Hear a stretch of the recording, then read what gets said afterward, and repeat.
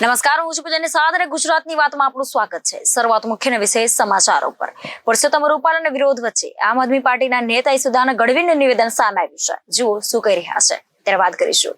ચેતર વસાવાના સમર્થનમાં આપ કા બેટા આપકે દ્વાર કાર્યક્રમ યોજવામાં આવ્યો હતો, ત્યારે આ વચ્ચે વાત કરીશું ઈસુદાન ગઢવીએ ભાજપ પર કર્યા આકરા પ્રહારો, જાણો કે ત્યારે વાત કરીશું। નકલીના ભરડામાં ગુજરાત રાજ્ય, ઊંઝામાંથી ઝડપે નકલી જીરું બનાવતી એક બે નહીં 4 ફેક્ટરીઓ। આ મામલે ચર્ચા વિસ્તારથી કરીશું।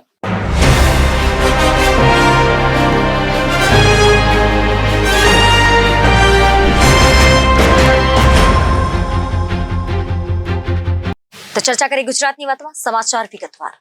પરસોત્તમ રૂપાલાનો વિરોધ દિવસે ને દિવસે વધી રહ્યો છે। સમગ્ર રાજ્યમાં પરસોત્તમ રૂપાલાનો વિરોધ થઈ રહ્યો છે। ખાસ કરીને ગ્રામ્ય વિસ્તારોમાં હવે ભાજપના નેતાઓને લોકસભાની ચૂંટણીમાં પ્રચાર નહીં કરવા દેવામાં આવે તેવા પોસ્ટરો લગાવવામાં આવ્યા છે। અને જ્યાં સુધી રૂપાલાની ટિકિટ ન કપાય ત્યાં સુધી ભાજપના નેતાઓને ગામમાં પ્રવેશ પર પ્રતિબંધ લગાવવામાં આવ્યું છે। આ વચ્ચે આમ આદમી પાર્ટી નેતા ઈસુદાન ગઢવીનું નિવેદન સામે આવ્યું છે, જો વિસ્તારથી। રાજકોટ લોકસભા બેઠક પર ભારતીય જનતા પાર્ટીના ઉમેદવાર અને કેન્દ્રીય મંત્રી પરસોત્તમ રૂપાલા દ્વારા ક્ષત્રિય સમાજની લાગણી દુભાય તેવા અપાયેલા નિવેદનો બાદ ક્ષત્રિય સમાજમાં રૂપાલા સામે રોષ છવાયો છે।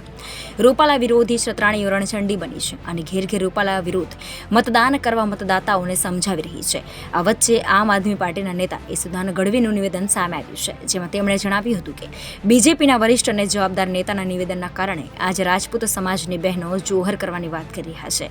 આ મુદ્દો ખૂબ જ ગંભીર છે અને હું એક ભાઈ તરીકે રાજપૂત સમાજની બહેનોને વિનંતી કરું છું કે આવું પગલું કોઈ ના ભરો। આપણે સૌ સાથે મળીને ભાજપના ભાન ભૂલેલા નેતાઓ સામે લડીશું। જય હિન્દ, જય ભારત, જય રાજપૂતાના। હું ઈસુદાન ગઢવી। આજે કેટલી બહેનોના એવો વિડીયો જોયા કે બહેનો કોઈ નિવેદનના કારણે જોહાર કરવાનું વિચારી રહી છે। એ બહેનોને મારે કહેવું છે કે હજી અમારા જેવા તમારા ભાઈઓ જીવે છે। જ્યારે પરિસ્થિતિઓ હતી ત્યારે સ્વાભાવિક છે કે કેટલી બહેનોએ ભૂતકાળમાં જોહાર કર્યા છે, પરંતુ હવે આપણે જોહાર નહીં પરંતુ આ લોકોને બતાડી દેવાની જરૂર છે। આજે ક્ષત્રિય સમાજ, રાજપૂત સમાજની બહેનો ઉપર જે ટિપ્પણી કરવામાં આવી છે ભાજપના નેતા દ્વારા, એ ખૂબ જ વખોડવા લાયક છે। એમની માનસિકતા ભાજપની છતી કરે છે, પરંતુ હવે આપણે જોહારો કરીને નહીં પરંતુ મજબૂતાઈથી, હિંમતથી, અહિંસાથી લડીને આ લોકોને જવાબ આપવાનો છે। આજે જે લોકો તમે જુઓ ક્યાંય હળવા નિવેદનમાં પણ, હળવાશની પળોમાં પણ એમના મનમાં જે ભૂસો ભરાયો હોય ને એ નીકળવા વિના રહે જ નહીં। એટલે દરેક મારી બહેનોને મારી વિનંતીથી હાથ જોડીને કે એવું કોઈ પગલું નહીં ભરીએ। આપણે શું કામ હવે જોહાર કરવાની જરૂર પડી છે? આપણે આ લોકોને ખદેડી નાખવાની તાકાત રાખીએ। આ દેશમાં રાજપૂતોએ માથા આપીને પોતાની ઇજ્જત, પોતાનો દેશ, આપણો ધર્મ એના માટે રાજ કર્યા હતા ને બચાવ્યા હતા લોકોને। આજે અમીરજી ગોહિલની વાત હોય, સોમનાથની સખાતે, મહારાણા પ્રતાપની વાત હોય, આપણે ખૂબ બધા ઇતિહાસથી વાકેફ છીએ, પણ કોઈ એકાદ વ્યક્તિના કારણે આપણે જોહાર કરીએ તો એ લોકોને કાંઈ ફરક નથી પડવાનો। એટલે મારી એક વિનંતી છે બહેનોને કે આવો મજબૂતાઈથી એક થઈને લડીશું, પરંતુ આવું પગલું ન ભરે એવી ભાઈ તરીકે મારા તમામ બહેનોને મારી વિનંતી છે અને એનાથી પણ મજબૂતાઈથી આપણે લડીશું એવી હું ખાતરી આપું છું। જય હિન્દ, જય ભારત, જય રાજપૂતાના। લોકસભા ચૂંટણીને લઈને ગુજરાતમાં ભાજપ, કોંગ્રેસ અને આમ આદમી પાર્ટીએ તૈયારીઓ શરૂ કરી દીધી છે। ત્યારે ભરૂચ લોકસભા મત વિસ્તારના વાલિયા તાલુકામાં ઇન્ડિયા એલાયન્સના ઉમેદવાર ભાઈ ચેતર વસાવાના સમર્થનમાં આપ કા બેટા આપકે દ્વાર કાર્યક્રમ યોજવામાં આવ્યો હતો, જે અંતર્ગત વિવિધ ગામોમાં લોકસંવાદનું આયોજન કરાયું હતું, જેમાં લોકોએ સંપૂર્ણ સમર્થન આપ્યું હતું। જેમાં આપના નેતા ઈસુદાન ગઢવી અને વાલિયા કોંગ્રેસ સમિતિના કાર્યકર્તાઓ હાજર રહ્યા હતા। આ દરમિયાન આપ નેતા ઈસુદાન ગઢવીએ ભાજપ સામે આકરા પ્રહારો કર્યા હતા। મિત્રો, આજે ન માત્ર આદિવાસી સમાજ પરંતુ આખો ગુજરાત જેમનો ગર્વ અનુભવે છે કે તમે લોકોએ આખા ગુજરાતને એક હીરો આપ્યો છે। હીરો છે ચેતરભાઈ વસાવા। મિત્રો, આપણે બિરસા મુંડા ભગવાનને યાદ કરીએ છીએ. અંગ્રેજોએ અહીંથી નીકળવું હોય ને તો આદિવાસી સમાજને નમન કરીને નીકળતા હતા, પરંતુ ભાજપના નેતાઓ આપણા જ્યારથી ખોટલા થયા ને ત્યારથી આપણો વિકાસ અટકી ગયો. આ વાત માનો છો તમે? મિત્રો, તમે લોકો લકી છો. હું તો આખા ગુજરાતમાં ફરું છું. મેં એક ગુજરાતીઓને દાખલો આપું છું કે આદિવાસી સમાજમાં એક હીરો પેદા થયો છે જે આખા ગુજરાતનું પ્રતિનિધિત્વ આગામી સમયમાં કરશે. આ હીરાને તમે ભૂલતા નહીં. આ તમે ચેતરભાઈ વસાવા લડે છે નહીં, એક આદિવાસી, એક ભરૂચની જનતા લડે છે ને એમ નીકળી પડજો, કારણ કે આ લોકો બહુ તાકાતવાળા છે. તમે વિચાર કરો, અમે સુપ્રીમ કોર્ટ સુધી ગયા, ચેતરભાઈને નર્મદામાં પ્રવેશ નહીં કરવા દઈએ. શું કામ? તો ત્યાં પ્રચાર ન કરી શકે. 2019 માં એ લોકો ભાવી ગયા. ચેતરભાઈ લડવાના હતા ને ખબર પડી ગઈ, 3 મહિના પહેલા જેલમાં નાખી દીધા. આ વખતે પણ નાખી દીધા, પણ આ વખતે એને ખબર નહોતી કે ચેતરભાઈ એકલા નથી, આખું ગુજરાત એની સાથે. એક શબ્દ છે સાહેબ આ લોકો માટે, ગામ હોય ને ગામ, એમાં ખોટા વાયદા આપી અને આપણી પાસેથી રૂપિયા લઈ જાય, પાછા દેવા ન આવે ને એને બૂચ માર્યું કહેવાય. શું કહેવાય? આ બુચસિયાઓ છે. અને આ બુચસિયાઓએ સાહેબ નક્કી કર્યું છે, જો આ વખતે તમે ભૂલી ગયા ને તો યાદ રાખજો સાહેબ, મારા શબ્દ લખવા તો લખી લેજો, આ બધા વિડીયો છે. આ લોકોએ નક્કી કર્યું છે આદિવાસી સંસ્કૃતિને ખતમ કરી નાખવા માટે યુનિફોર્મ સિવિલ કોડ લાવે છે. આ તમને ખબર છે? નહીં ખબર હોય અડધાને. યુનિફોર્મ સિવિલ કોડ ભાજપ પર લાવે છે અને એમાં મિત્રો એવું આવશે કે આદિવાસીની આખી સંસ્કૃતિ ખતમ થઈ જશે. આ તો ચેતરભાઈ વસાવાને ખબર પડી, અમે બધાએ વિરોધ કર્યો અને આખા ભારતમાં આદિવાસીની 66 સીટ છે. 66 સીટ જાય ને તો ભાજપ આવે નહીં, એટલા માટે અત્યારે અટકી ગયા છે. એમાં મનસુખ દાદાએ એક પણ શબ્દ યુસીસી વિશે બોલ્યો નથી. બોલ્યા છે? બીજું સાહેબ, સંસ્કૃતિ ખતમ કરી નાખશે, આરક્ષણ ખતમ કરી નાખવાનું છે. આ લોકો પ્લાન કર્યું છે એસટી, એસસી, ઓબીસી નું. એટલા માટે હું કહું છું આ છેલ્લી ચૂંટણી છે. ચેતરભાઈ વસાવા નથી લડતા, આપણા પૂર્વજોએ જે આપણે વારસો આપ્યો છે ને, તમે બધાએ ટકાવી રાખવાનું છે. આ હીરો મળ્યો છે ને, આને તમારે જીતાડવાનો છે, ઝાડુને મતાવી. અને એક ગામ સંભાળી લેજો. માત્ર આપ કયું ગામ છે? મોંદલિયા ગામ. તો ઠીક છે, તમારે સંભાળવાનું જ છે, પણ 2-5 લોકોની ટીમ બનાવી આ લોકો રાત્રે ફોડવા આવશે, પોટલીઓ લઈને આવશે, રૂપિયા લઈને આવશે, ડરાવશે, ધમકાવશે. પણ મિત્રો, આ વખતે આપણા આદિવાસી સંસ્કૃતિ ઉપર આ લોકોએ અત્યાચાર કર્યો છે. તમે વિચાર કરો, આનું નામ શું છે તમારું? એનિસ. વિચાર કરો, એનિસ ને હું પૂછું વોટ્સ યોર નેમ, તો એનિસ ને ખબર નહીં હોય. શું કામ? કે આદિવાસીને આ લોકોએ ષડયંત્ર રચ્યું છે કે ભણવા ન જોઈએ. ભણે નહીં એટલે શું થાય? એસટી રિઝર્વેશન મળે નહીં, અને એસટી રિઝર્વેશન ન મળે એટલે એનો દીકરો કલેક્ટર, ડોક્ટર, એન્જિનિયર બનતા અટકી જાય, અને ઈ અટકી જાય એટલે ડુપ્લિકેટ એસટી વાળા લાભ લઈ જાય છે. આ મામલે મનસુખભાઈએ 30 વર્ષમાં અવાજ ઉઠાવ્યો હોય તો મને કયો તમે ઉઠાવ્યું જ? બીજું, આ રેકોર્ડ કરવું તો કરી લેજો મારો શબ્દ. મનસુખભાઈને ભૂલથી પણ જીતાડી દીધા, ચેતરભાઈને હરાવી દીધા, તો યાદ રાખજો, ચેતરભાઈ નથી હારતો, પણ આખી આદિવાસી ઉમરગામ થી અંબાજી સુધીની આદિવાસી સંસ્કૃતિ છે ને, એ હારવાની છે.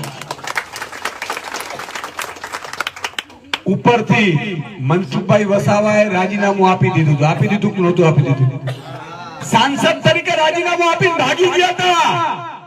આ તો ભાજપ વાળાને ખબર પડી એટલે ભાજપ વાળા એને કીધું કે અત્યારે તું ચૂંટણી લડી નાખ, પછી પાછો આપી દેજે રાજીનામું. આવા ભાગેડું ના ભાઈ આપણા દાદા છે, વડીલ છે અને એને આરામ કરવું છે. ભાજપ વાળા એને કરવા નથી દેતા. શું કામ? કે આદિવાસી સમાજમાં ફૂટ પડાવવા માટે અંગ્રેજોની નીતિ છે. આ યુવાન બહાર આવ્યો, લડ્યો. અચ્છા, આમને જેલમાં કેમ નાખ્યા હતા ખબર છે કોઈને? રાત્રે આદિવાસી સમાજના ખેડૂતને રાત્રે 2 વાગે ફોરેસ્ટના કર્મચારીઓ આવ્યા અને એનો કપાસ હતો ને, આ નાનકડી જમીન છે, હું ગયો તો કપાસ કાપી નાખ્યો રાત્રે. કેમ? જાણે 500 કરોડ રૂપિયાનો કપાસ થતો હોવાનો હશે. બુચસિયા, તમે ગામને બૂચ મારો, તમે હેરાન કરો, અને આદિવાસી સમાજના અધિકારીઓ, હું એમ કહું છું, એને ખબર પડી આદિવાસી સમાજ સાથે ઉભવાની જરૂર હતી કે અધિકારીઓ સાથે? સમાજ સાથે ઉભવાની જરૂર હતી ને. સાહેબ, આમને જેલમાં નખાવડાવ્યા. ચેતરભાઈના પત્નીને, એક આદિવાસી દીકરીને જેલમાં નખાવ્યા. હું મળવા ગયો તો અરવિંદ કેજરીવાલજી આવ્યા હતા, અને મને જયારે આદિવાસી સમાજના યુવાનો આવ્યા, મને ત્યાં અમદાવાદ મળવા આવ્યા. મને કીધું, સુદાનભાઈ, અમારા ચેતરભાઈ નું શું થશે? મેં કીધું, વાર વાંકો નહીં થવા દે. આ બુચસિયાઓની તાકાત નથી. આ ચેતરભાઈ સૂતો છે આદિવાસી સમાજનો. પણ મિત્રો, આટલાથી કામ નહીં ચાલે. મારે તમને એક વિનંતી કરવી છે. આટલા લોકો છો, તમે આજે એક સંકલ્પ લો, બિરસા મુંડા ભગવાનનું નામ લઈ, કે 100 મત નો નખાવી શકીએ આપણે? નખાવી શકીએ કે ન નખાવી શકીએ? ખાલી 100 મત, ખાલી 2 દિવસ મહેનત કરી નખાવી દો, પછી 5 વર્ષ તમારો હીરો સંસદમાં દિલ્હી સુધી તમારો અવાજ ઉઠાવશે. કોઈની તાકાત નથી કે યુસીસી એ લાવી શકે, અને લાવે ને તો આદિવાસી સમાજ ને બાકાત રાખવું પડશે. હું તમને ગેરંટી આપું છું. હા, જિલ્લામાં છે કે નહીં, બીજું કોઈ નહીં આવે છે.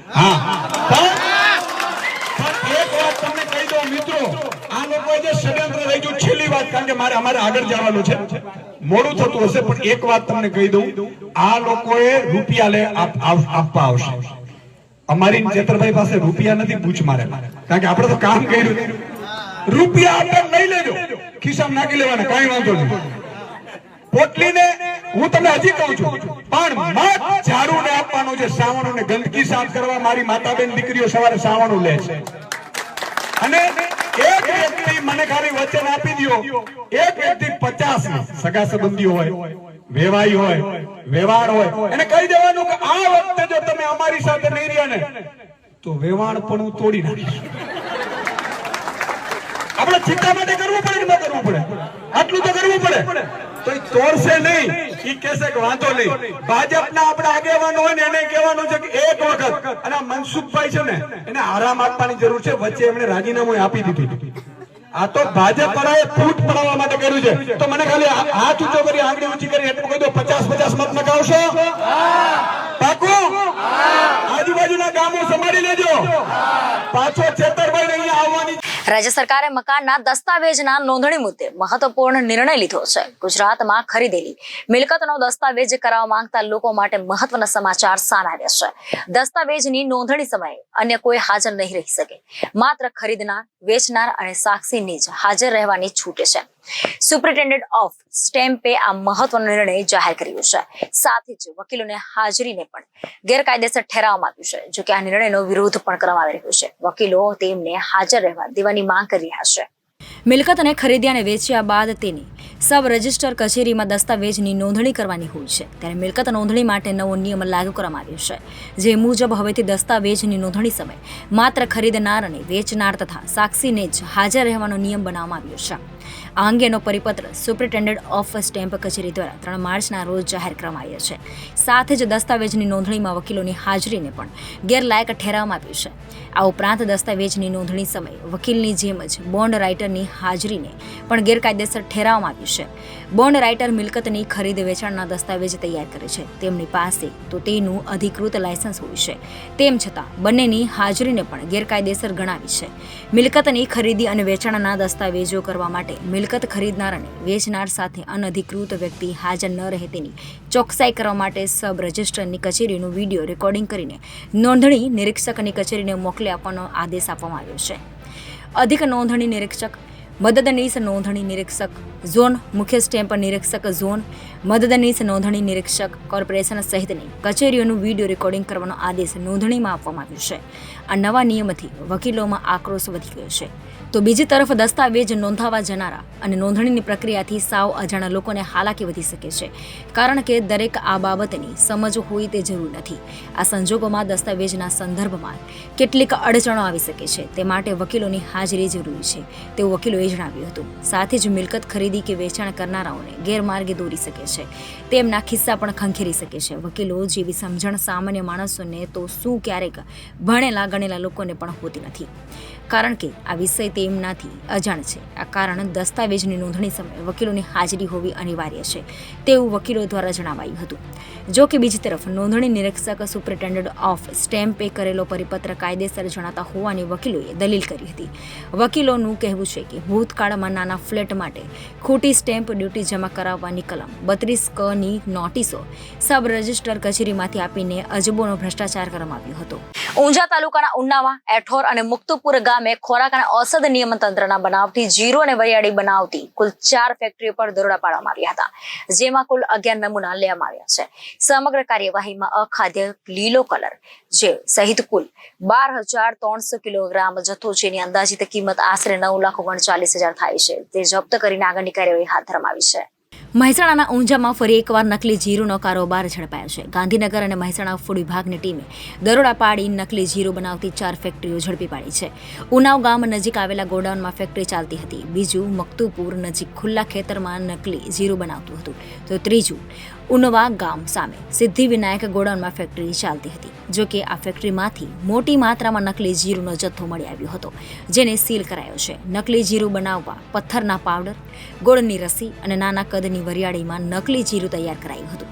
હાલ તો નકલી જીરું અને તેને બનાવવા માટેની સાધન સામગ્રી જપ્ત કરાઈ છે અને આ ફેક્ટરીના માલિક કોણ છે તે દિશામાં તપાસ હાથ ધરવામાં આવી છે. આ નકલી જીરું દિલ્હી અને ઉત્તર પ્રદેશમાં વેચાણ કરવામાં આવ્યું હતું અને લોકોના આરોગ્ય સાથે ચેડા કરતા હતા.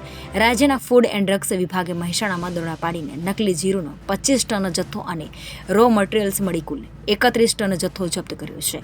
આ કેસમાં પોલીસ તપાસમાં ખુલાસો થયો છે કે એકદમ સસ્તા ભાવની વરિયાળીને જીરુનો આકાર આપીને નકલી જીરું બનાવવામાં આવતું હતું. બાદમાં આ નકલી જીરુના જથ્થાને ગુજરાત બહાર દિલ્હીના વેપારીઓને સપ્લાય કરાતો હતો. હાલ પોલીસે નકલી જીરુનો માલ જપ્ત કરી કાયદેસરની કાર્યવાહી હાથ ધરી છે. નોંધનીય છે કે મહેસાણા જિલ્લાના ઊંઝાના દાસજ રોડ પરથી નકલી જીરું બનાવતી ફેક્ટરી ઝડપાઈ હતી. મહેસાણા જિલ્લા ફૂડ વિભાગ દ્વારા કાર્યવાહી કરાઈ હતી. નકલી જીરુના આ જથ્થાને લઈને માલિકે કહ્યું હતું કે આ જથ્થો પશુ આહાર છે અને તેઓ તેને વેચતા પણ હતા. આમ હવે ફૂડ વિભાગ માટે સવાલ છે કે પશુ આહારનો દાવો પોકળ છે અને નકલી જીરું બનાવી લોકોના આરોગ્ય સાથે છેડા કરવામાં આવતા એ અંગે તપાસ કરવામાં આવશે. આ ફેક્ટરીમાંથી નકલી જીરું બનાવવાના સાધનોને સામાન ફેક્ટરીમાંથી ઝડપાયા છે અને સાથે સાથે હજારો કિલો નકલી જીરાનો જથ્થો પણ ઝડપાયો છે. ફેક્ટરી માલિકે ફૂડ એન્ડ ડ્રગ્સના અધિકારી સામે ગંભીર આક્ષેપો કર્યા હતા. ફેક્ટરીના માલિક ધર્મેન્દ્રભાઈ પટેલે જણાવ્યું હતું કે હું નકલી જીરું નથી બનાવતો, હું પશુઓ માટે ખોળ બનાવું છું. ફૂડ એન્ડ ડ્રગ્સ વિભાગના અધિકારી મારી પાસે હપ્તા પેટે નાણાં માંગ્યા હતા, જે મેં ના આપતા મારી ફેક્ટરી પર ખોટા દરોડા પાડવામાં આવ્યા છે. જો કે ફૂડ વિભાગના અધિકારીઓએ આ મામલે કંઈ પણ કહેવાનો ઇનકાર કર્યો હતો. જીરુની જેમ જ દેખાઈ રહેલા જથ્થાને ફૂડ વિભાગે જપ્ત કરીને તેનો સેમ્પલ લઈને તપાસ માટે મોકલ્યો છે. આ જથ્થો બહાર વેચવામાં આવતો હતો અને કોને વેચવામાં આવતો હતો એ અંગે પણ તપાસ શરૂ કરાઈ છે. ગાંધીનગર અને અમદાવાદની 3 સીટો રેકોર્ડ મતોથી જીતવા માટે કર્ણાવતી મહાનગર ખાતે બૂથ સંમેલન રિવરફ્રન્ટ ખાતે યોજાયું હતું. આ કાર્યક્રમમાં મુખ્યમંત્રી ભૂપેન્દ્ર પટેલ અને પ્રદેશ અધ્યક્ષ સી આર પાટીલે સરકાર અને સંગઠનના કામોની માહિતી ભાજપ કાર્યકર્તાઓને આપી હતી. દેશમાં લોકસભા ચૂંટણીના પડઘમ વાગી રહ્યા છે ત્યારે ભાજપે રાજ્યની તમામ 26 સીટ પર જીતની હેટ્રિક મારવા કમર કસી છે. ત્યારે સાબરમતી રિવરફ્રન્ટ ખાતે ભાજપ બૂથ સંમેલન યોજાયું હતું. બૂથ સંમેલનમાં 6,500 બૂથ પ્રમુખ હાજર રહ્યા હતા. સી આર પાટીલે ભાજપ કાર્યકર્તાઓની તાકાત પર ભરોસો વ્યક્ત કર્યો હતો, જ્યારે મુખ્યમંત્રી ભૂપેન્દ્ર પટેલે સરકારની કામગીરીના વખાણ કર્યા હતા. વિધાનસભાની ચૂંટણીમાં પક્ષ 182 બેઠકોમાંથી 182 જીતશે તેમ કહ્યું હતું, કારણ કે મને કાર્યકર્તાઓ પર વિશ્વાસ હતો. વિધાનસભામાં 26 બેઠકો આપણે હારી ગયા હતા. 20 થી વધુ સીટ 5,000 કરતાં ઓછા માર્જિનથી હાર્યા હતા. હવે ફરી ચૂંટણી આવી રહી છે. ગયા વખતની ભૂલ ફરી ન થાય તેની તાકેદારી રાખવાની છે. મને કાર્યકર્તાઓની તાકાતનો અંદાજ હોય છે, એટલે ચૂંટણીમાં વિજયનો વિશ્વાસ વ્યક્ત કરું છું, સી આર પાટીલે કહ્યું હતું. ગુજરાત ભાજપ પ્રદેશ પ્રમુખ એવું કહ્યું હતું કે મારી પાસે કોઈ જાદુઈ લાકડી નથી, પણ કાર્યકર્તાઓની મહેનતથી ચૂંટણીમાં વિજય મળે છે. કાર્યકર્તાઓ પક્ષના આયોજન પ્રમાણે કાર્ય કરશે તો ચોક્કસપણે સફળતા મળશે. બૂથ પ્રમુખ ચૂંટણી સમયે તેના સભ્યોનું મતદાન થઈ જાય તેની તાકેદારી રાખે. નરેન્દ્ર મોદીને સતત ત્રીજી વખતે આપણે વડાપ્રધાન બનાવવાના છે. કોંગ્રેસના કોઈ નેતા તેમની તાકાત પર વડાપ્રધાન નથી બન્યા, તેમને પાર્ટીએ મૂક્યા હતા, પરંતુ નરેન્દ્ર મોદી ડંકાની ચોટ પર કહ્યું કે મારે વડાપ્રધાન બનવું છે અને 2024માં વડાપ્રધાન બન્યા. બૂથ પ્રમુખોની આજની આ મીટિંગ એટલા માટે અત્યંત આવશ્યક છે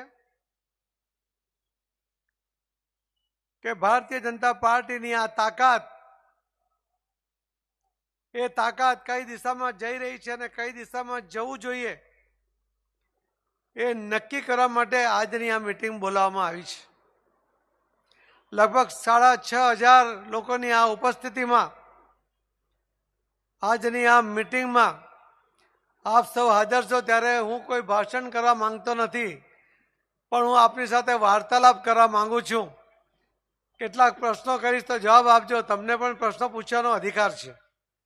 ચાલશે? એક સાથે નહીં બોલ્યા. ચાલશે? અમદાવાદ શહેરને હવાયેલું ના ચાલે ભાઈ. મિત્રો, હું જ્યારે પ્રદેશ અધ્યક્ષ બન્યો ત્યારે મેં કહ્યું હતું કે 182માંથી 182 સીટ આવશે. યાદ છે? તમને કોઈ વિશ્વાસ હતો વાતમાં? ના હતો, ના તો પાડો. પણ મને વિશ્વાસ હતો તમારામાં, તમારી તાકાતમાં, તમારી ટેલેન્ટમાં. આ તમારી શક્તિના આધારે મેં કહ્યું હતું કે 182માંથી 182 સીટ જીતીશું. અને આ વાતને એટલા માટે ફરી આજે દોહરાવવી પડે છે કે ફરીથી ઇલેક્શન છે. ગયા વખતે આપણે 182 મેળવવામાં કોઈ જગ્યાએ અટકાઈ ગયા. 156 સીટ પર અટક્યા પછી ત્યારે નેશનલ એક્ઝિક્યુટિવમાં મારે જ્યારે ગુજરાતનું રિપોર્ટિંગ કરવાનું હતું ત્યારે મારો પહેલો શબ્દ હતો કે મારી આંખમાં આંસુ નથી દેખાતા, પણ મારું હૃદય રડે છે કે અમે 26 સીટ હારી ગયા. હું તમને આ ફરી એટલા માટે યાદ કરાવું છું કે ફરી ઇલેક્શન છે. ગયા વખતે જે ભૂલ થઈ એવી ભૂલ ફરી ન થાય. અને એ શું ભૂલ હતી એ મારે તમને કહેવું છે. તમને બધાને યાદ હશે, એક વાર્તા આપણે સાંભળતા હતા કે એક ગામના લોકો ભેગા થયા કે કાલે શ્રાવણ સોમવાર છે, આપણે બધા જ ગ્રામજનો 1 લોટી દૂધ મહાદેવને ચડાવી આવશું એવો સંકલ્પ કર્યો, એવો નિર્ણય કર્યો. એમાં એક ભાઈને એમ લાગ્યું કે આખું ગામ જ્યારે દૂધ ચડાવવાનું હોય તો પાણી ચડાવી દો તો શું ફરક પડે. પણ સવારે મહાદેવ પર ફક્ત પાણી જ ચડ્યું, દૂધ કોઈ લાવ્યું જ નહીં. દરેક જણ એમ લાગતું હતું કે બીજા બધા લઈને આવશે, મારું શું કામ છે. તમને પણ કહું છું કે તમારું કામ તમે જ કરજો, બીજા પર આધાર રાખતા નહીં. નહીં તો આ પાણી ચડશે મહાદેવ પર, દૂધ નહીં ચડે. મિત્રો, ફરી આપણે આગલી વાત સાથે તંતુ જોડું છું કે આપણે જ્યારે 2022નું ઇલેક્શન લડ્યા ત્યારે આ પાર્ટીને ગુજરાતની અંદર 40 લાખ મત મળ્યા. કોંગ્રેસ પાર્ટીને કુલ મળીને 80 લાખ મત મળ્યા અને ભારતીય જનતા પાર્ટીને કુલ મળીને 1,68,00,000 મત મળ્યા. કોંગ્રેસ કરતા 88 લાખ વધારે, આ પાર્ટી કરતા 1,28,00,000 વધારે લીડની વાત કરું છું. આટલા બધા મત મળ્યા. કોંગ્રેસને જો આપણે મુખ્ય હરીફ ગણીએ તો એના સામે પણ આપણે 88 લાખની લીડ હતી. અને છતાં આપણી ભૂલ, કોઈને કોઈ જગ્યાએ પાણી ચડાવવામાં ભૂલ થઈ અને એના કારણે ફક્ત 3,05,000 મત ઓછા પડવાને કારણે આપણે 26 સીટ હારી ગયા. આ માહિતી છે તમને? ભાઈ જવાબ તો આપો, હા કે ના. તો આ માહિતી તમને ખ્યાલ આવે છે કે કઈ ભૂલ થાય કે ન થવી જોઈએ? આપણે ગીર સોમનાથ ફક્ત 922 મતે હાર્યા. આપણે ખંભાત 350 મતે હાર્યા. આપણે ગારિયાધાર 3000 મતે હાર્યા, બોટાદ 3000 હાર્યા, માણાવદર 3000 હાર્યા, પોરબંદર 5000 હાર્યા, આકલામાં આપણે 2700 મતે હાર્યા, આ જિગ્નેશ મેવાણીની સીટ 4000 હાર્યા, ચાણસમાં 1400 મતે હાર્યા, ખેડબ્રહ્મા ફક્ત 1600 મતે હાર્યા, દાતા આપણે ફક્ત 2000 મતે હાર્યા, વિજાપુર આપણે 7000 હાર્યા. 5000 થી ઓછી લગભગ 20 સીટ એ આપણે ગુમાવવાને કારણે આપણે 176 પર પહોંચ્યા, એના બદલે આપણે 156 પર અટકી જવું પડ્યું. આ 156 સીટ પણ કેમ આવી? આદરણીય પ્રધાનમંત્રી નરેન્દ્ર મોદી સાહેબની લોકપ્રિયતા, ગુજરાતમાં અને દેશમાં કરેલા વિકાસના કામો, આ દેશના અને ગુજરાતના મતદાતા ભાઈ બહેનો સાથે એમનો સંવાદ, ગુજરાતના મતદાતાઓનો મોદી સાહેબ પરનો વિશ્વાસ, અને એના કારણે મોદી સાહેબના આ નામને કારણે, અને આદરણીય આપણા ગૃહમંત્રી શ્રી અમિતભાઈ શાહ સાહેબ કે જેમણે એમના સમયમાં આખું ગુજરાત ખૂંદી વળ્યા, એમને ખબર હતી કે કઈ સીટ પર કોણ જીતે, કયો કાર્યકર્તા સક્ષમ છે, અને ઉમેદવાર નક્કી કરવામાં એમની જે કડીરૂપ ભૂમિકા, જે માર્ગદર્શન મળ્યું, ત્રીજો યશ જાય છે ગુજરાતના સૌ મતદાતા ભાઈ બહેનોનો કે એમણે મોદી સાહેબ પર વિશ્વાસ કરીને આપણા ઉમેદવારો કંઈક બધા જ એમને ગમતા નહોતા એવું નહોતું, પણ એમણે એમના ગમા અણગમાને સાઈડમાં મૂક્યા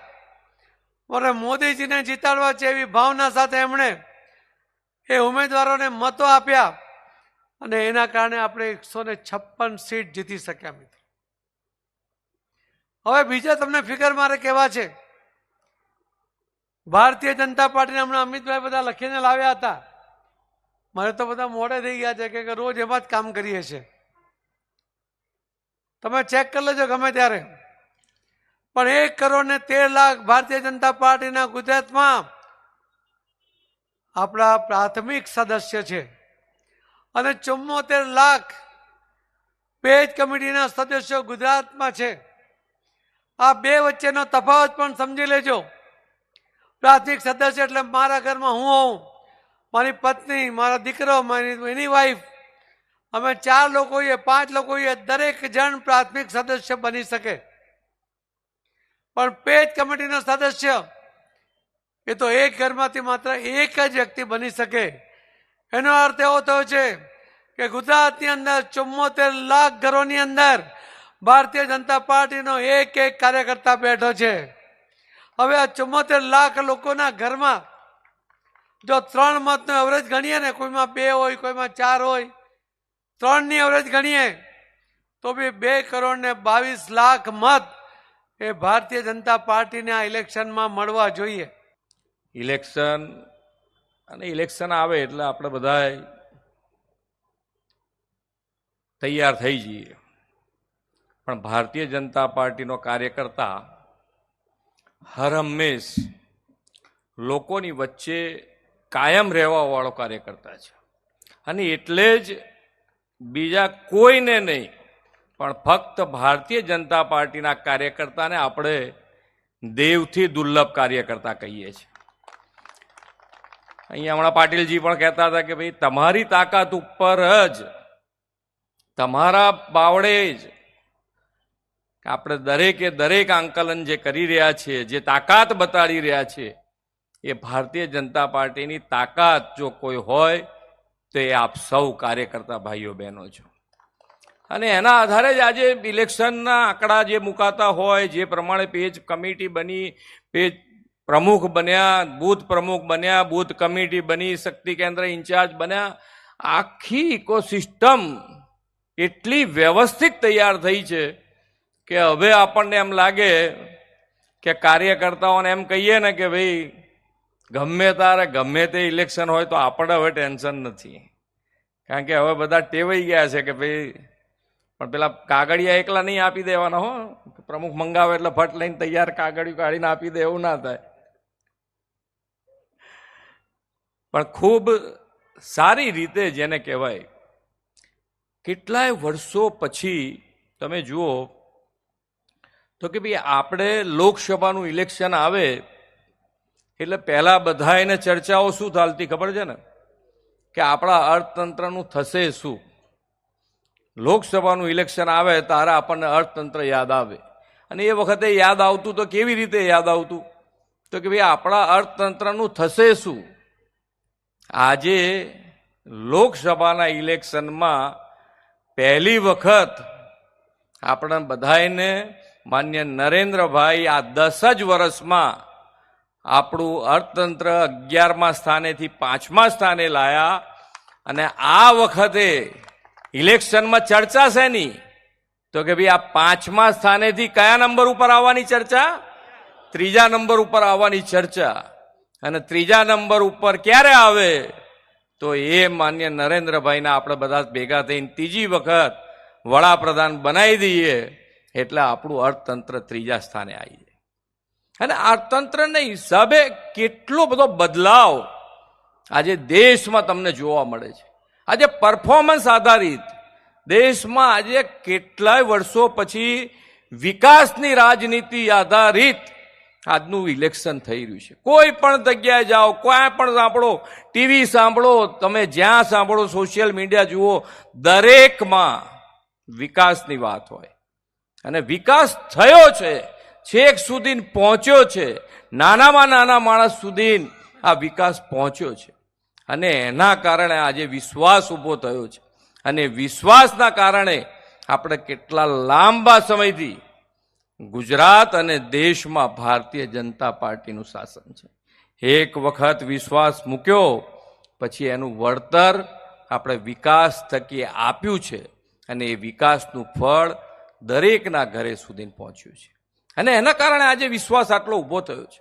દરેકે દરેક જગ્યાએ આપણે જ્યારે વાત કરીએ, ધારો કે નાનું અહીંયા આગળ આપણે બેઠા છીએ આજે રિવરફ્રન્ટ ઉપર. આ રિવરફ્રન્ટ એટલા માટે આપણે ઉદાહરણ લઈ શકાય કે આપણે બધાની નજર સામે આવે. હું કહું, હું બોલું એના પહેલા તો તમારી નજર સામે આવી જાય કે આ રિવરફ્રન્ટ ઉપર શું દશા હતી, કેવી હતી આ રિવરફ્રન્ટની પોઝિશન, આ સાબરમતી નદી કેવી હતી, ને આજે કેવી રિવરફ્રન્ટના હિસાબે કેટલું મોટું ડેવલપમેન્ટ આ અમદાવાદ શહેરમાં થયું છે. અને આ રિવરફ્રન્ટ એકલી જ વાત નથી, પણ રિવરફ્રન્ટ ડેવલપમેન્ટ માટે નાના માણસને અહીંયા જે ઝૂંપડપટ્ટી હતી એમાં જે રહેતા હતા એ લોકોને વ્યવસ્થિત પાકા મકાનો આપી કે જેમાં બધી જ ફેસિલિટી હોય એવા મકાનો આપીને શિફ્ટ કર્યા પછી આ રિવરફ્રન્ટનો વિકાસ કર્યો. એટલે નાના માણસનું દરેક વખતે ધ્યાન રાખવામાં આવ્યું છે.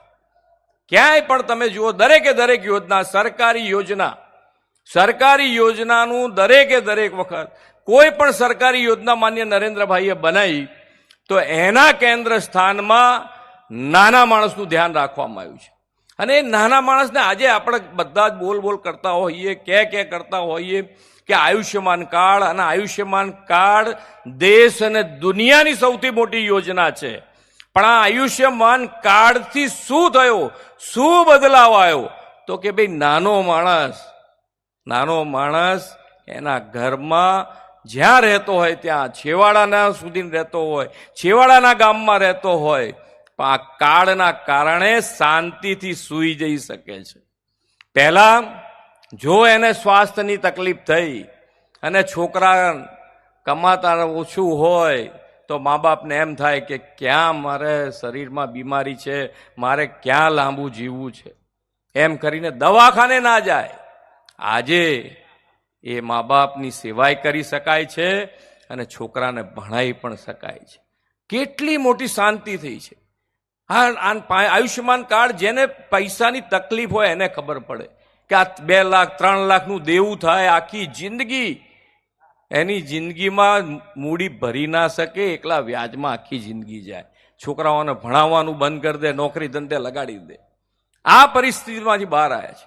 અને એટલે જ આજે નાના માણસને પૂરો વિશ્વાસ થઈ ગયો છે કે કોઈ એમની સાથે ઊભું રહે કે ન ઊભું રહે, પણ એક વિશ્વાસ પાક્કો થઈ ગયો છે કે આપણી સાથે નરેન્દ્રભાઈ અને નરેન્દ્રભાઈની સરકાર હર હંમેશા આપણી જોડે ઊભી રહે. મોટો વિશ્વાસ ઊભો થયો છે. અને એના કારણે આજે બદલાવ પણ માન્ય નરેન્દ્રભાઈ દરેકે દરેક સેક્ટરમાં કેટલા મોટા બદલાવ લાયા છે. લોકસભા ચૂંટણી પર્વે ભાજપમાં રૂપાલાના નિવેદનથી ઊભા થયેલા વિરોધી માહોલમાં શુક્રવારે ભાજપ અધ્યક્ષ સી આર પાટીલે પાટણ લોકસભાના કાર્યકર્તાઓને બૂથ મેનેજમેન્ટ દ્વારા જીત બાકી કરવાનું ગણિત સમજાવ્યું હતું. તેમણે કહ્યું કે હું અહીં કોઈના રોંદણા સાંભળવા માટે આવ્યો નથી. પાટણ લોકસભાના બૂથ પ્રમુખ શક્તિ કેન્દ્રના સંયોજક તથા કાર્યકર્તાઓનું સંમેલન શુક્રવારે પાટણના આશીર્વાદ પાર્ટી પ્લોટ ખાતે યોજાયું હતું, જે ગુજરાત ભાજપ પ્રદેશ અધ્યક્ષ સી આર પાટીલની ઉપસ્થિતિમાં યોજાયું હતું. જેમાં પાટણ શહેર ભાજપના જિલ્લા શહેર પદાધિકારીઓ, પ્રદેશ જિલ્લા શહેર મોરચા પદાધિકારીઓ, શક્તિ કેન્દ્ર સંયોજકો, પ્રભારીઓ, નગરસેવકો, બૂથ પ્રમુખો, BLO2, વોટ્સએપ ઇન્ચાર્જ અને કાર્યકર્તાઓ હાજર રહ્યા હતા. પ્રદેશ અધ્યક્ષે તેમના પ્રવચનમાં જણાવ્યું હતું કે હું પાટણ લોકસભાના 2073 બૂથો પર કામ કરી રહેલા પ્રમુખોને મળવાને તેમને એલર્ટ કરવા માટે આવ્યો છું. દરેક બૂથ પર 500ની લીડથી જીતવાનું કહ્યું હતું. મતદાતાઓનું ક્યાંક ને ક્યાંક નાનું મોટું મન દુઃખ હશે, તેઓનો સંપર્ક કરીને આ ચૂંટણી મોદી સાહેબ લડી રહ્યા છે તેવી બાબતથી માહિતગાર કરવા. કોઈના રોંદણા સાંભળવા મારી પાસે ટાઈમ નથી. કોંગ્રેસના ઉમેદવારની ડિપોઝિટ મુજબ થઈ જાય તેવી કામગીરી દેખાવી જોઈએ. બેઠકમાં મંત્રી બળવંતસિંહ રાજપૂત, પૂર્વ મંત્રી દિલીપભાઈ ઠાકોર, ભરતસિંહ ડાભીએ પ્રવચન કર્યા હતા. આપણા યુવાન દીકરાઓ શહીદ થતા, કોઈ માની લાડકવાયો ગુમાવતા, એવું જે શાસન હતું, ગમે ત્યારે કોમી હુલ્લડો ફાટી નીકળતા, કરફ્યુ પડતો, એ બધું જે શાસન હતું એ નરેન્દ્રભાઈએ આવી અને દરેક ધર્મના લોકો પોતાનો ઉદ્યોગ ધંધો શાંતિથી કરી શકે એવું વાતાવરણ બનાવ્યું છે. મિત્રો, આ 2024ની લોકસભાની ચૂંટણી બીજી વખત મારામાં વિશ્વાસ મૂકીને મારી પસંદગી કરી છે. અને જ્યારથી મારું નામ ડિક્લેર થયું ત્યારથી આખા વિસ્તારમાં, શક્તિ કેન્દ્રોમાં, કાર્યકર્તાઓ વચ્ચે, સામાજિક જીવનના પ્રસંગોમાં જવાનું થયું છે ત્યારે લોકોમાં અનેરો આનંદ છે. ઢોલ નગારા સાથે સાફો પહેરાઈ, ઘોડા ઉપર બેસાડી અને એવું સ્વાગત કર્યું છે કે લોકોમાં આજે આ વખતે ભારતીય જનતા પાર્ટીનો પાટણમાં વિજય 5 થી 7 લાખ મતે થવાનો છે. મિત્રો, તમે જે મને લોકસભામાં મોકલ્યો હતો અને એ હોદ્દાની રૂએ આ વિસ્તારના અનેક કાર્યો કર્યા છે, પ્રમાણિકતાથી કામ કર્યું છે. કોઈને લડાવવાનું, કોઈને ઝઘડાવવાનું કોઈ કામમાં હું પડ્યો નથી. એ કામની હું ઝલક આપું મિત્રો, તો પાટણ બિલ્ડીની રેલવે લાઈન,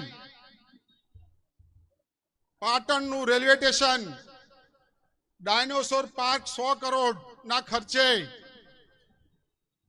મિત્રો, ઉત્તર ગુજરાતનો મોટામાં મોટો રેલવેનો જે પ્રશ્ન હતો, Mehsana, Taranga, Ambaji, Abu road railway line, એમાં નિયમ 377 નીચે મેં લોકસભામાં રજૂઆત કરી હતી અને આપણા ગુજરાતના પુત્ર નરેન્દ્રભાઈ સાહેબે અને રેલવે વિભાગે એ યોજના માટે 3000 કરોડ રૂપિયા મંજૂર કર્યા અને હાલ કામ પૂરપાટ ચાલી રહ્યું છે. મિત્રો, પાટણથી રાધનપુર, રાધનપુરથી ચાણસ્મા, ચાણસ્માથી મહેસાણા, ગોજારિયાનો 4 લાઈન રસ્તો, સોતલપુર ભારતમાલાને જોડતો કંડલા બંદરનો 6 લાઈન રસ્તો, ચાણસ્માથી હારીજ, રાધનપુરની રેલવે લાઈન, આવા અનેક વિકાસના કાર્યો મિત્રો તમારા પ્રજાના પ્રતિનિધિ તરીકે કર્યા છે.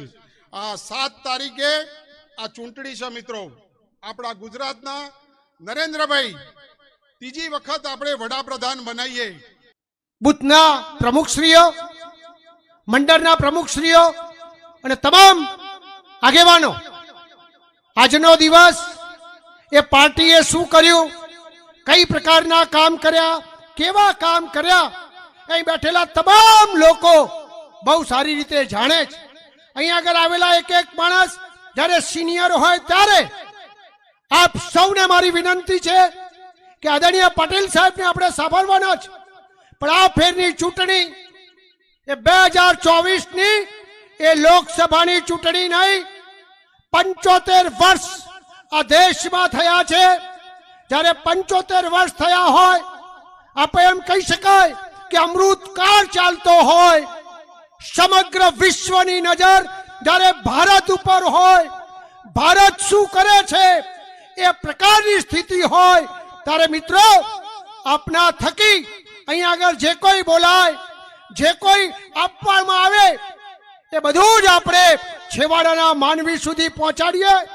એના માટેની આ જ્યારે મિટિંગ રાખી હોય ત્યારે આપ સૌને મારી વિનંતી છે કે આપણો ભવ્ય ભૂતકાળ અનેક પ્રકારના કામો, ચાહે ગુજરાતનો વિકાસ હોય, આજે ભારત જે રીતે આગળ વધી રહ્યું છે એ રીતેની આપણી પાસે સિદ્ધિઓ હોય, એ બધું જ તુલનાત્મક વાત કરીને માત્ર એ જ વાત કરવાની છે કે 2004 થી 2014 10 વર્ષ સામે પક્ષે 25 પક્ષો ભેગા થઈને જે પ્રકારનું કામ કર્યું છે, અને એમ કહી શકાય કે એના અનેક દાખલાઓ છે. ઇકોનોમીની દ્રષ્ટિએ ભારત એ જમાનાની અંદર 2004માં 11મા નંબરે હતું અને 2014માં જ્યારે પૂછ્યું ત્યારે પણ એ 11મા નંબરે જ હતું. એવા અનેક પ્રકારના કામ જ્યારે સામા પક્ષે કર્યા હોય ત્યારે આપણી પાસે 2014 થી 2024નો હિસાબ છે અને 2024 સુધીનો હિસાબ હોય ત્યારે આપણે સારી રીતે સમજી શકીએ જ કે જ્યારે એમને 11મા નંબરે આપણના પ્રધાનમંત્રી નરેન્દ્રભાઈ મોદી સાહેબને આપ્યું હતું, આજે આપણે ગૌરવ સાથે કહી શકીએ કે વિશ્વમાં ભારત આજે 5મા નંબરે પહોંચ્યું છે. એ ભારતીય જનતા પાર્ટી અને આપણા વડાપ્રધાન શ્રીએ જે રીતે કામ કર્યું છે. મને જ્યારે રાષ્ટ્રીય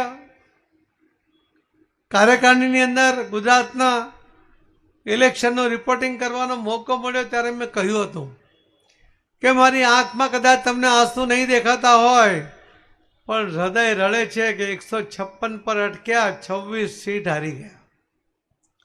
એટલા માટે એ વાત તમને ફરીથી એટલા માટે દોહરાવું છું કે તમે પણ 2 સીટ આમાં હાર્યા છો, 4 સીટ આ લોકસભામાં.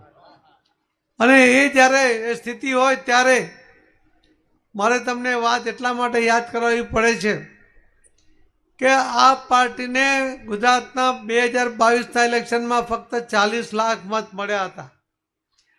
કોંગ્રેસ પાર્ટીને કુલ મળીને 80 લાખ મળ્યા હતા. ભારતીય જનતા પાર્ટીને 1,68,00,000 મત મળ્યા હતા. કોંગ્રેસ કરતા 88 લાખ વધારે, આપ પાર્ટી કરતા 1,28,00,000 મત વધારે, અને છતાં આપણે ફક્ત 3,05,000 મત માટે 26 સીટ હારી ગયા. તમે જોયું હશે કે 922 મત માટે આપણે ગીર સોમનાથ હારી ગયા, 350 મત માટે આપણે ખંભાત હારી ગયા, 350 મત માટે આપણે ગારિયાધાર હારી ગયા, બોટાદ 3,000 માટે, માણાવદર 3,000 માટે, પોરબંદર 5,000 માટે, તમારે ચાણસમાં 1400 મતે, ખેડબ્રહ્મા 1600 મતે, દાતા 2000 મતે. તમારે આંકલાવ જે કોંગ્રેસનો નેતા પોતાને મુખ્યમંત્રી તરીકે જોતો હતો એ 2700 મતે આપણે ફક્ત એટલા માટે બચી ગયા કે જિગ્નેશ માવાણીની સીટ એ જ્યારે વિધાનસભા લડ્યા હતા ત્યારે એને 20,000ની લીડ હતી. આ વખતે ફક્ત 4,000 બચ્યા. થોડીક તાકાત લાગી હોત ને તો એ પણ ઘર ભેગા થઈ જાય. હવે કુલ મળીને 20 સીટ આપણે 5,000 થી અંદર હારી ગયા અને આ 26 સીટનો કુલ સરવાળો એ 3,05,000 માઇનસ થવાને કારણે આપણે હાર્યા. ત્યારે આપણી પાસે 88 લાખની લીડ હતી અલગ અલગ સીટ ઉપર, પણ આ 26 સીટ પર થોડી થોડી જે કંઈ કાર્યકર્તાઓએ, આગેવાનોએ, ઉમેદવારોએ ભૂલ કરી હશે એના કારણે 26 સીટ આપણે ગુમાવી છે. અને એટલે હું તમને આ રેડ સિગ્નલની વાત એટલે કરી કે તમારી તાકાત જબરજસ્ત છે, ઉત્સાહ પણ જબરજસ્ત છે. આદરણીય પ્રધાનમંત્રી મોદી સાહેબને 3જી વાર પ્રધાનમંત્રી બનાવવા માટે તમે તલપાપડ છો.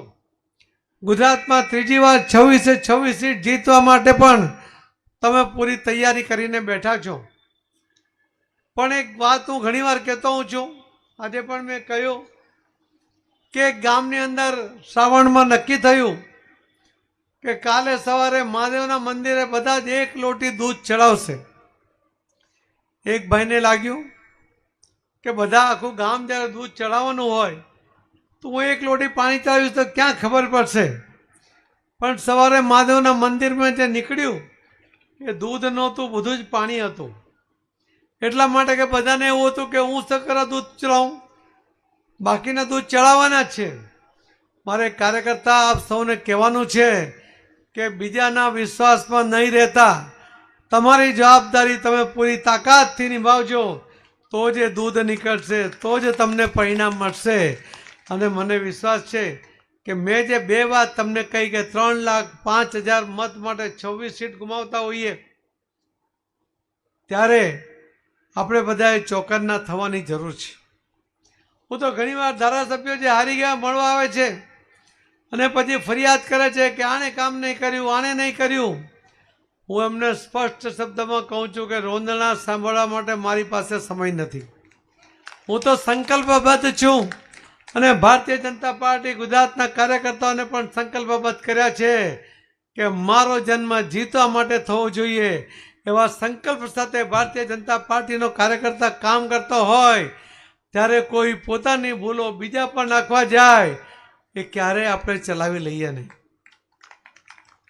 આમાં તો તાળી પાડો યાર, તમારા જ વખાણ કર્યા છે. તમે તાળીની પાડશો તો મને એમ લાગશે કે આફરો ચડી ગયો છે ને ઊંઘ બરાબર આવે છે. નથી આવતી ને? હું આજે કોઈ જાહેર સભા સંબોધન માટે નથી આવ્યો. મોદી સાહેબે કેટલા કામ કર્યા છે મારા કરતાં તમને વધારે ખબર છે. બાકી હતું આ વિસ્તારનું એ હમણાં જ ભરતભાઈ ડાભીજીએ એ આપની સામે વર્ણન કર્યું અને કેટલીક વાતો આપણને બળવંતસિંહજીએ પણ આપની સામે મૂકી છે. એટલે હું એ વાતને કહેવા નથી આવ્યો, પણ હું બૂથ પ્રમુખ અને એની ઉપરના સૌ આગેવાનોને મળીને મારે એમની સાથે વાત કરી હતી. આ વાત પાછી 2 તરફ છે ભાઈ. હું તમને કંઈક પૂછું તો તમારે જવાબ પણ આપવો પડશે. તમને કંઈ મને પૂછ્યું હોય તો પણ મને કહેજો, હું તમારો જવાબ પણ આપીશ. પણ આ 2Aની મિટિંગ છે, આ ભારતીય જનતા પાર્ટીના કાર્યકર્તાઓની મિટિંગ છે, આ કોઈ જાહેર સભા નથી. અને એટલા માટે મિત્ર કહું છું, મારે તમને એક પહેલો પ્રશ્ન છે કે તમે પાટણ સીટ ઉપર ભારતીય જનતા પાર્ટીના ઉમેદવાર ભરતભાઈ ડાભીને જીતાડવા તૈયાર છો? આપણે જે સંકલ્પ કર્યો છે કે 5 લાખથી વધુની લીડ એ લાવવા માટે તૈયાર છો? મિત્રો, હું તમને ફરી કહીશ કે હું તો દરેક લોકસભાના સીટ પર બૂથના કાર્યકર્તાઓ એની ઉપરના કાર્યકર્તાને મળતો આવ્યો છું. લગભગ 14 જેટલી લોકસભા પર ફરી આવ્યો છું. મેં તમને પહેલું જ કહ્યું કે તમારો જેવું વાતાવરણ, તમારો ઉત્સાહ, તમારી સંખ્યા આવું ક્યાંય નહોતું. અને તેવા સમયે જ્યારે તમે નિર્ણય કર્યો હોય તો તમારે એક સિસ્ટમ પણ બનાવવી પડશે કે તમે ઘરેથી નીકળો અને તમારે બસ સ્ટેન્ડ પર જવું હોય તો તમે નક્કી કરી લો છો મગજમાં કે કયા રોડે જવું છે, કયા રોડે સરળતાથી પહોંચી શકાશે. આ ઇલેક્શનની અંદર પણ પાટણ સીટ જીતવા માટે શું કરવું જોઈએ એ તમારા મનમાં સ્પષ્ટ હોવું જોઈએ. આ વખતે આ 7 સીટ જીતવાની છે. અને જે વાતાવરણ છે મોદી સાહેબને કારણે આખું મોદીમય વાતાવરણ બન્યું, રામ મંદિરને કારણે રામમય વાતાવરણ બન્યું. એવા સંજોગોની અંદર આટલી અનુકૂળતા સાથે જ્યારે આપણે કામ કરવાનું હોય ત્યારે આ સીટ પર એક સંકલ્પ કરો કે કોંગ્રેસના ઉમેદવારની ડિપોઝિટ જપ્ત થઈ જાય. તો હવે ગુજરાતની વાતમાં લઈએ વિરામ. વધુ સમાચારો માટે જોતા રહો જનાદેશ ન્યૂઝ. નમસ્કાર.